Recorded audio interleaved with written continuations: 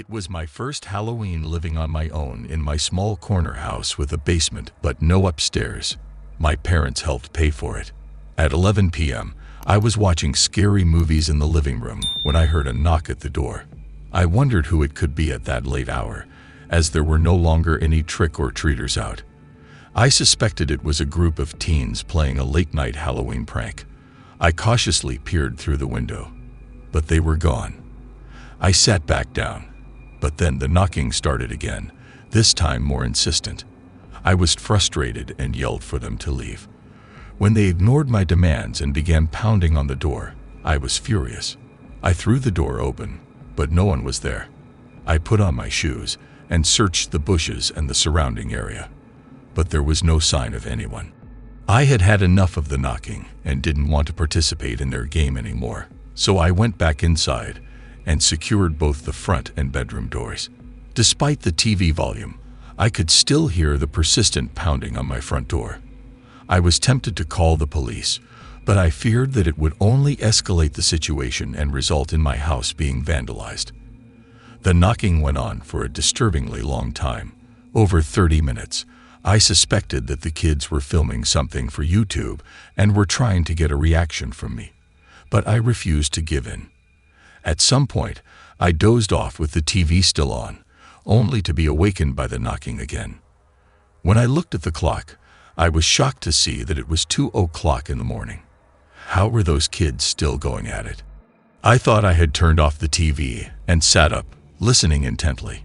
My heart stopped when I realized that the knocking was not coming from the front door, but rather from my bedroom door. I leaped out of bed and frantically searched for something to use as a weapon. The intruders knew I was awake and were now trying to turn the doorknob and break down the door. It was clear that these weren't just kids. Desperately, I had an idea. It was a long shot, but it was all I could think of. I turned on my speaker system, connected my iPhone, and pulled up a YouTube video of 45 gunshot sound effects. I turned down the volume and pressed play. The sound of a gunshot echoed out of the speakers, and it sounded convincing enough. I paused the video after the first shot and yelled. That was a warning shot. Leave now, or I won't hesitate to shoot again. To my relief, it worked. I heard 2 sets of footsteps running out of my house and down the front steps. After waiting a moment, I opened my bedroom door and peered outside. They were gone, but the front door was left wide open. I quickly shut it and called the police. And that's where my story ended. This story takes place on Halloween night. I took my 7-year-old daughter, Janie, trick-or-treaters for a few hours, and when we returned, I made dinner. We watched TV together, and then I sent her to bed. I was feeling especially tired that night, so I brushed my teeth and went to sleep. Shortly after, my daughter entered the room and told me that there was someone in her closet. I reassured her that there was no one in there and suggested she sleep with me. I reassured her that she was safe in her room, and she reluctantly went back to her room and shut the door. I made a mental note that if she came back again, I would walk her to the closet and show her that there was no one in there. Sure enough, 5 minutes later she came back. I asked her why she thought there was someone in her closet. She responded that she heard someone moving around and things falling over. Honestly, when she said that, it kind of made my heart skip a beat for a second. I accompanied my daughter to her room and switched on the lights. I jokingly said, "Is anyone there?" We stood and listened, but to our surprise, we heard a thud coming from inside the closet. I immediately told my daughter, Jamie, to run to the neighbor's house and call the police. As she did, I cautiously opened the closet door and was stunned to find our neighbor's son, Randy, sitting on top of my daughter's Lego box. I angrily grabbed him by the collar of his shirt and marched him back to his parents' house next door.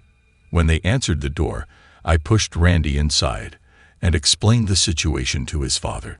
I informed Mark that I wouldn't press charges, but if Randy or his friend ever came near my daughter again, they would regret it. Mark then hit Randy and asked me to come inside to hear Randy's explanation. Jamie and I went in and found out that while we were trick-or-treaters, Randy and his friend Daryl had snuck into our house through an open window and hid in Jamie's closet. When I asked if Daryl was still in my house, Randy confirmed it was true. I instructed Jamie to stay with Mark while I went back to my house. As soon as I entered, I found Daryl, who looked even more unsavory than Randy, holding Jamie's underwear. Overwhelmed with anger and a protective instinct as a father, I grabbed Daryl by the neck and threw him to the floor. I then hit him 4 times in the face before reluctantly letting him get up and leave.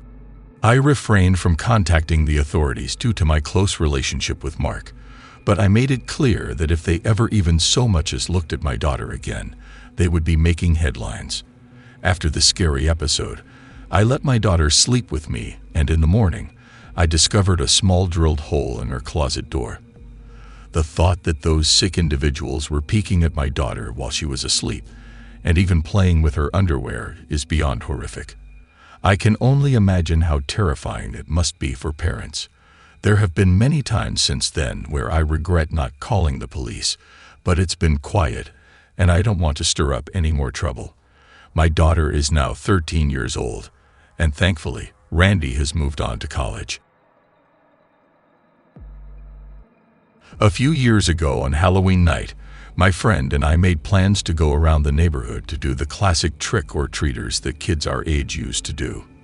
We were 12 years old enough to go without our parents but young enough that it wasn't odd for us to still go trick-or-treaters.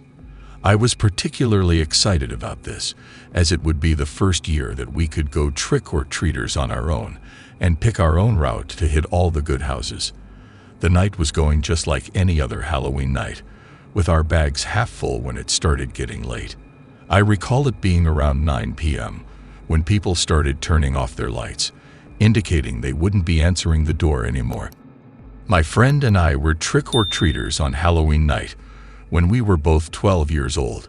It was the first year we were old enough to go without our parents, and we were excited to choose our own route and visit all the best houses.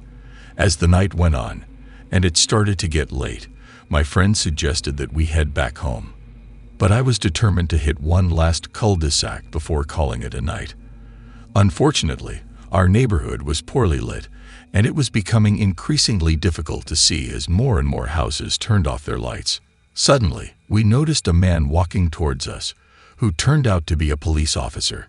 He introduced himself and told us about an older man living down the road who had been trying to lure trick-or-treaters inside. The police officer explained that he was there due to a call reporting an older man attempting to lure trick-or-treaters into his home. Despite being a police officer, the man wouldn't open the door for him, but he suggested that if my friend and I knocked on the door, the man would probably open it. The officer said he would then jump out of the bushes and catch the man in the act. The whole encounter felt strange, and when the officer suggested we knock on the door, my friend and I exchanged a concerned look. This encounter was incredibly bizarre, and to fully grasp its absurdity, you have to understand the situation. A supposed police officer was asking 2 12-year-old kids to intentionally approach a man's house who had been reported to be luring children inside. He was basically asking us to act as decoys. We were both stunned and couldn't say a word. The officer eventually broke the silence and pressured us to act quickly, but we still hadn't made a decision. I wanted to refuse, but I was too afraid to speak up. Just then, a group of teenagers appeared down the street, heading towards us. The officer said he'd be right back, and not to move, and then he disappeared in a different direction. One of the teenagers asked us if we knew the man who had just spoken to us. My friend and I were at a loss for words when the officer made his request. To fully grasp the absurdity of the situation, you have to understand that this supposed law enforcement official was asking 2 12-year-old kids to approach the door of a man who had been reported for luring children inside. He was basically using us as decoys. For a moment, neither of us spoke, but eventually, the officer broke the silence, saying we had to act fast. I wanted to say no, but I couldn't bring myself to. Just then, a group of teenagers approached us, and the officer said he would be right back, not to go anywhere. The group asked if we knew the man, and we explained what had just happened. They were concerned and offered to escort us home, which we accepted. Although we didn't tell anyone about our experience at the time, I now regret not making a bigger deal of it and reporting the situation to the police. To this day, we don't know if the man was a real officer or not, but as I get older, I think it's more likely that he wasn't. Even if he was, sending two 12-year-olds into such a potentially dangerous situation is unacceptable, whether you're an official of law enforcement or anyone else. The thought of what the man's true motives might have been still haunts me. A few years back, when I was 14, Halloween brought a new adventure for my friend and me. We decided to go trick-or-treaters one last time, despite being a bit too old for it, as we thought we still had 1 year left to relive our childhood.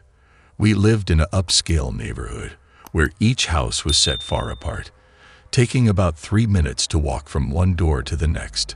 However, this was compensated by the generous full-sized candy bars that were given out by the wealthy and elderly residents of the neighborhood. This reputation attracted many trick-or-treaters from neighboring areas. After an hour of trick-or-treaters, my friend and I stumbled upon a house that stood out from the rest. As we approached the house, we noticed that it was older than the other houses in the neighborhood, but there were lights on inside and some Halloween decorations hanging outside, so we expected to receive candy. We rang the doorbell, and after a few seconds, a middle-aged man dressed in a Scream costume answered the door. At first, my friend and I were thrilled. Usually, when the homeowner went to the trouble of dressing up in costume, we could expect to receive some high-quality candy. We said, "Trick or treat," and the man handed us our candy without saying anything. I can't recall what candy we received, but what I do remember is what happened next. After saying, "Thank you," and starting to walk away, the man told us to wait. The man told us he had more candy for us, but that we needed to come inside and wait while he went to retrieve it. Although it was strange, we were only 14 and the thought of free candy was too tempting.